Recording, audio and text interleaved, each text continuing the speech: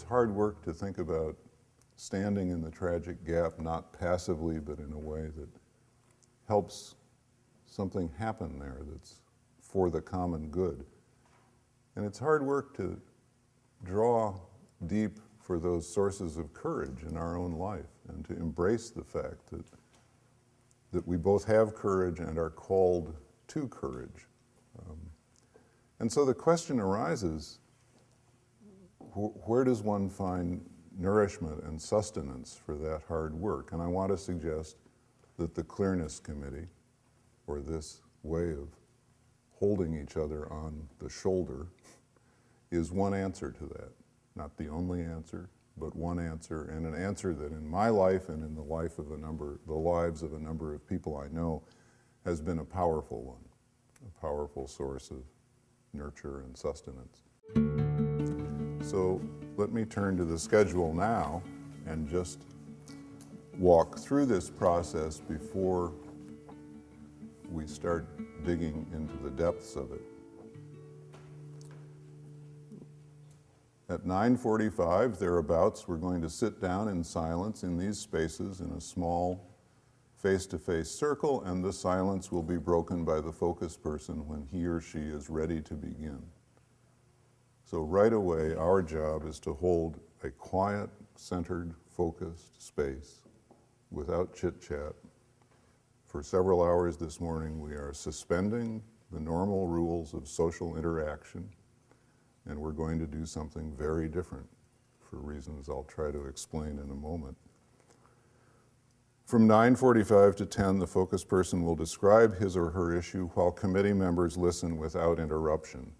They may stop before 10 o'clock, they certainly won't go on much longer than that, and our job during that time is to listen. They will give us a clear signal when they are ready to start receiving questions. And then from 10 to 11:30, the rule is questions only. Committee members may not speak to the focus person in any way except to ask brief, honest, open questions. This is where we're going to do some work this morning about what is ruled out and what is ruled in, because our behavior during this time, our verbal behavior and our nonverbal behavior, is very important. It's the core and the heart of the process. Mirroring can be a very valuable moment in this process. You've sat and listened deeply to this person for an hour and 3/4, hour and a half. And yet it's also that slippery slope where we might slide back towards trying to advise, fix, save, set someone straight. And so if you can remember during this time that you serve this person best by being a literal mirror, and I will illustrate what I mean. If you say to the focus person, when you were asked this question, this is how you answered, period, amen.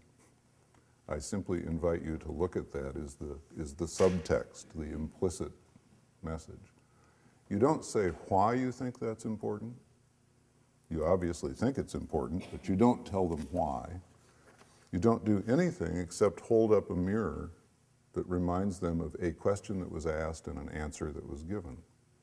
There's a second kind of mirroring where you say, I invite you to look at 3 questions and 3 answers simultaneously. You obviously have a theory about why those hang together in some way, but you are not to say what that theory is. You are simply to mirror that these 3 questions were asked and these 3 answers were given. And you let the focus person make of that whatever he or she wants to make of it.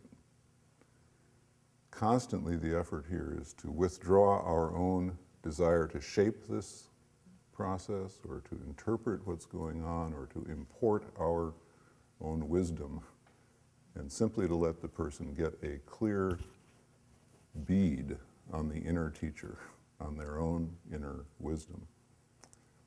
Body language mirroring can be very valuable. It's even trickier. It's harder to do. You have to be a phenomenologist to do it. Good mirroring would say, when you were asked about job A, your voice grew soft and your eyes were downcast. When you were asked about job B, your head was erect and your voice was loud. You'll notice what I didn't do there. I didn't say, when you were asked about job A, you seemed subdued and depressed. When you were asked about job B, you seemed enthusiastic and excited. Don't you think it's job B? Why don't you go sign up right now? Because the point being that even though I think I know, I have no idea what those downcast eyes and that soft voice really mean. Quite the contrary, it may not be depression. It may be, this is the most serious possibility I've looked at for a long time, and I'm considering it deeply. I can't get inside another person and interpret them. And my job here is to remember that and to not invade this person's soul, this person's inner space. And so if the focus person invites mirroring, those are the disciplines we need to practice, and it can be enormously valuable in that last 15 minutes to help a person regather things that have come from within herself or himself, and simply have a chance to look at them again before the group disbands. With 5 minutes left, someone is going to say, we now invite affirmations and celebrations, and I'll tell you what I told the focus persons last night. In the dozens and dozens, maybe over 100 by now, Clearness committees I've done, I have never known those affirmations and celebrations to be gratuitous or forced. They've always been authentic and deeply felt. It's simply an enormous privilege to be in the presence of another person's soul. And 2 hours later, you will feel that privilege and you will feel the mystery of the human self, and you will want to celebrate the shared journey and this person who has given you the gift of a piece of his or her life. And because we value that gift and this offering that these three people are making to us so deeply, we will abide faithfully by the rule of double confidentiality, which means A, nothing said by the focus person in this group or any of the questions asked will ever be repeated to another soul, even if that person was in the group. Group members will not talk about this when it's over. Our job when it's over is to continue to hold the focus person in our thoughts and the light in whatever way you hold people. And secondly, the second part of double confidentiality is that none of us is at liberty after the Clearness Committee to come up to the person a day later, a week later, a month later and say, you remember when you said this? I had a thought about that. We hold this sacred space forever, henceforth and evermore. We do not later invade the focus person with our fixes, counsels, and advices. And focus people have said time and again, that second part of the confidentiality rule liberated me to do what I needed to be doing here, which is to have the deepest possible conversation with myself, knowing that it will stop there. And if one of them wants to come to us and say, would you sit and talk with me, they're at liberty to do that. We're not at liberty to approach them.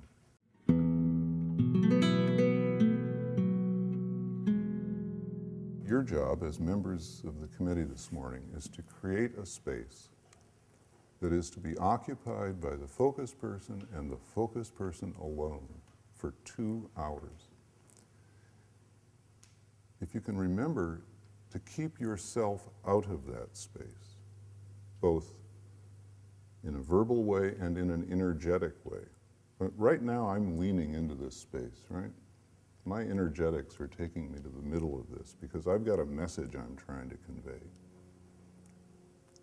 if I'm a member of a committee this morning, I need to lean back, breathe deep, not lean in, and simply hold the space for this person to occupy herself or himself without me being in there.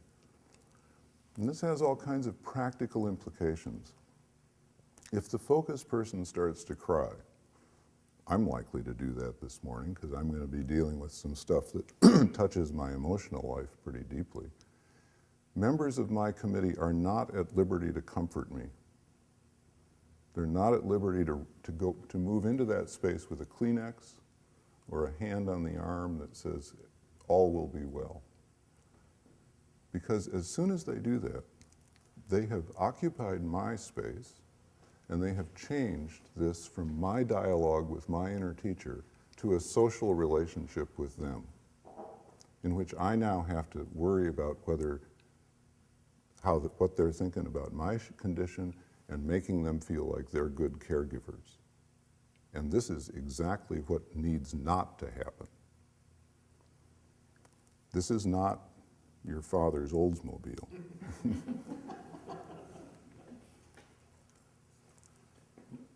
I need a space in which I can sit there and ask myself, what are those tears really about? And maybe some caring person in the circle will ask that as an honest, open question. Where do you think those tears are coming from? That's a fair question. But comforting me, or trying to help me get rid of those tears, or being embarrassed on my behalf about the tears is not serving me well in this situation. So always keeping yourself out of the space, leaning back, and yet being fully attentive, just with your intentionality being to support me in my inner dialogue. I may get off a good joke.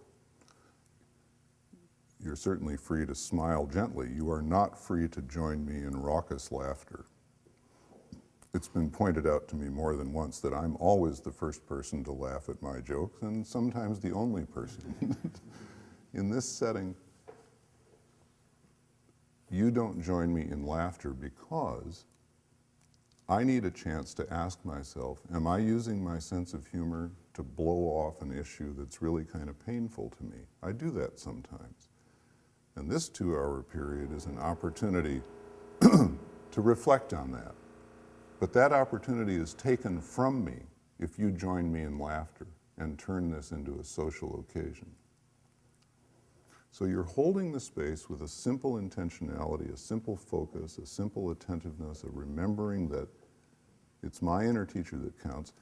You aren't going like this, which is inattentive and disrespectful, nor are you leaning in. You are neither invading nor evading. You are simply holding me present in intentionality that I might have a dialogue with my inner teacher. Now, there's one other thing that in this regard, before I get to the questions, that I talked with the focus people about last night.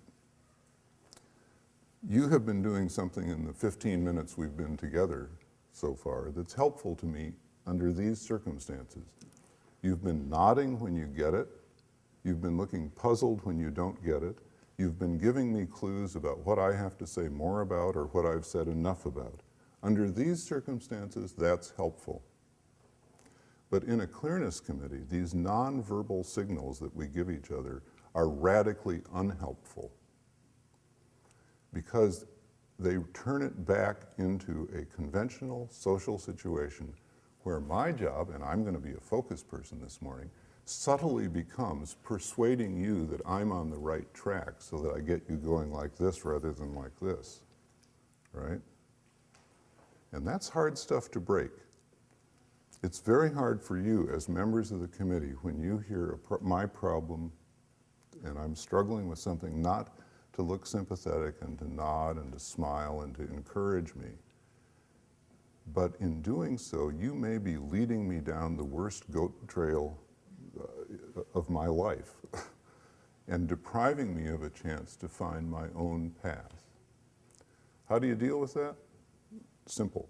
I've said to the focus people, you are at liberty to close your eyes while, for the full 2 hours, to hear those questions with your eyes closed, to respond to them with your eyes closed. If that's not comfortable, you can look at the center of the circle while you hear the questions and answer the questions. Or you can look at the ceiling or out the window. Members of the committee are to hold this person in steady attention, but the focus person is to disengage from us as much as possible so that you are really, the focus person is really having a conversation with herself or himself. This is very countercultural. This is what you call rude under normal circumstances. But in these circumstances, it's the only thing that works. And I will tell you exactly, it came to me in a Clearness committee several years ago, the power of this for me as a focus person. The power is that at some point in this process this morning, I will be asked a question that will take me to a place of truth that I don't want to talk about. And yet, but if my eyes are closed and I have gotten the message inwardly that this is not about persuading anybody of anything, of seeking approval or being worried about disapproval, I will be sitting there thinking, the only person I have to fool here is myself, and why would I want to do that? And I will therefore be encouraged to answer honestly.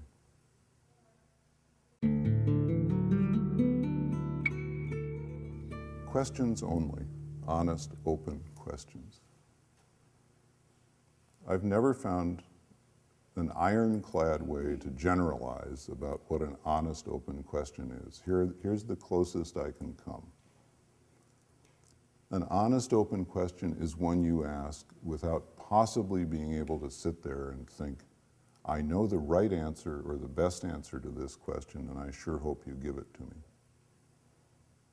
If there's any energy like that in you, sit on the question. Don't ask it. But an honest, open question is one you ask without possibly being able to imagine what the, quote, right answer is. So let me give you a couple of examples. If I ask, if I'm a member of the committee and I ask the focus person, the situation you just described, how did you feel about that? That's a good, honest, open question. Allows that person to name some emotions. But if I listen to that list of emotions and I notice that anger is missing, and I'm saying to myself, boy, if I'd been in that situation, I would have felt angry. And then I ask the question, what about anger? That's not a good, honest, open question. Now that's a level of subtlety that's hard to attend to. But what I've done in effect, given where that question came from, is I might as well have said, you know, if I'd been there, I'd have felt angry. Why didn't you? And that's invasive. And you don't want to do that. You must not do that. I said to the focus people last night, everybody in this circle is going to be trying very hard to keep the rules. And sometimes we're going to screw up. And we can forgive each other for that. But I also said to them, if anything happens in this circle that does not serve your soul, you, the focus person, are at liberty to say, it doesn't feel like an honest, open question to me, or things are moving too fast here, or I'm being pressed in an area that I don't want to explore. And if the focus person says that, the person to whom they say it is not at liberty to defend herself or himself or to explain herself or himself. Because again, that's to invade the space with your agenda. Oh, I said that because you said this and I thought that and therefore, you know, or please forgive me or nothing. Your only option is to listen to that, to sit back and try to re-enter the process later in a more helpful way. That's the only option you have.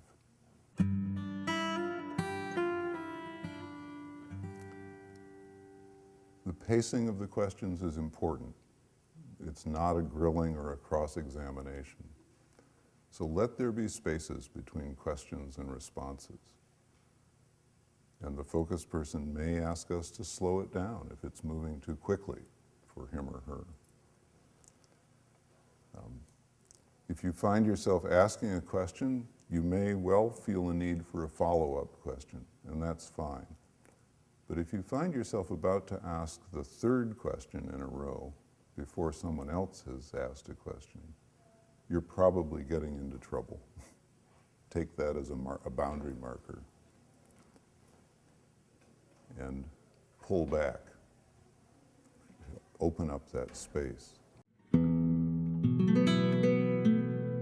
Just a final image or two. There's so many images that have helped me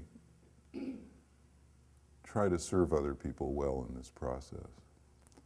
And one of them, frankly, is the image of sitting at the bedside of a dying person. I know that sounds a little odd, but there's a powerful parallel here. I've done that a time or two, and I've learned two things that I hope to remember. One is that in this moment I realize, maybe for the first time in a while, that I don't have a fix for this problem. And my job is not to fix this person up, but is to bear witness, to be fully present, to offer love and compassion in a quiet, holding way. So I'm not to invade, because I can't do anything in there. I can just hold them in my presence.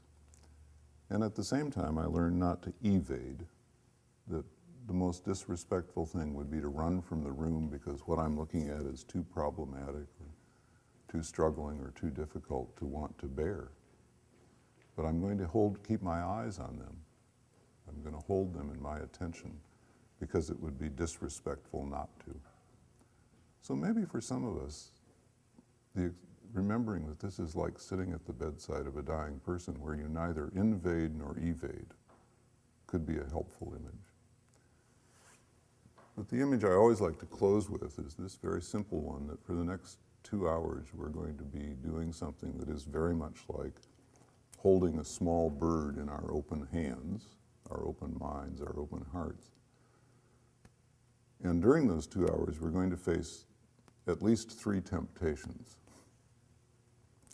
One is that in the first 15 or 20 or 30 minutes, the hands start to close around that bird, and we want to pluck the feathers and sort of do this dissecting thing we do with our minds, analyze this person to pieces, try to figure out what the heck is going on here and why don't they see what I see.